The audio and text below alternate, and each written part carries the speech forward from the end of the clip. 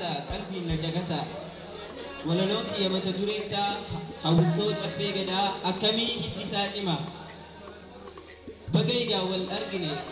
rakkoo diinaa kalee keessa dabarre baga ijaa wal argine lammiin kiyya martuu nagayaan isin gaafadha meeshaan kam jirtu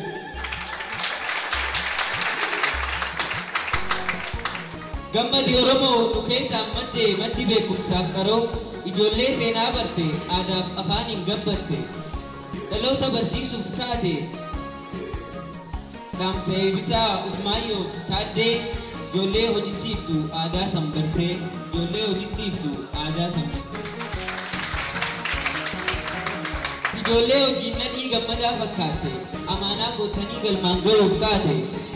ol kaatee lallabdee hawwisoo ijaarrattee cabtee gadaa jechuun maqaa moggaafattee haramaaya keessaan itti facaafatte itti dur jiru kan eeggata bade har'a kunoo damee horatee qancalee biqilee jaraaree hiriyayyuu facaase galee hawwisoo caffee gadaa keessaan biqilee aadaan keenya kan bade galee har'a kunoo adittumaatu caffee gadaa yaamee ol ka'ee lallabee Oromoon gammadee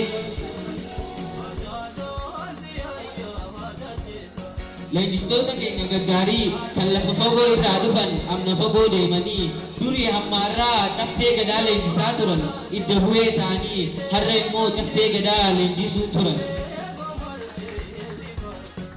maqaa caffee gadaa guddisuuf kaasanii aadaa Oromoo nu barsiisuuf gammannee nuti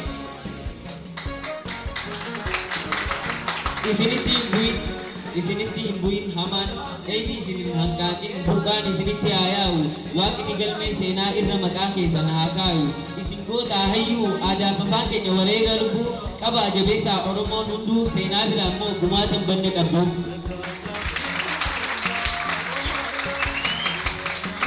akkuma jee mata dureen hawwisoo caffee gadaa akkamiin gumatti hiddisaa cimaa xoolaguu ta'uu caayaansaa odaa diigamuun ta'uu sirnisaa gadaa balleeffamuun ta'uu maqaan caffee gadaa bakka jirtanii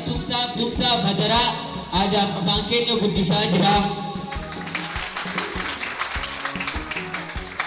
hawwisoo caffee gadaa walumaan haa guddifnu isa ijaarame diiguurraa isa diigame haa ijaaru akka ollee bullee borontirii ishii irraa nyaannu aniyyuu bara kana barnoota elementarii nan fita akkumaan achiilee yoo na simatani hawwisoo caffee gadaa lixaa galatooma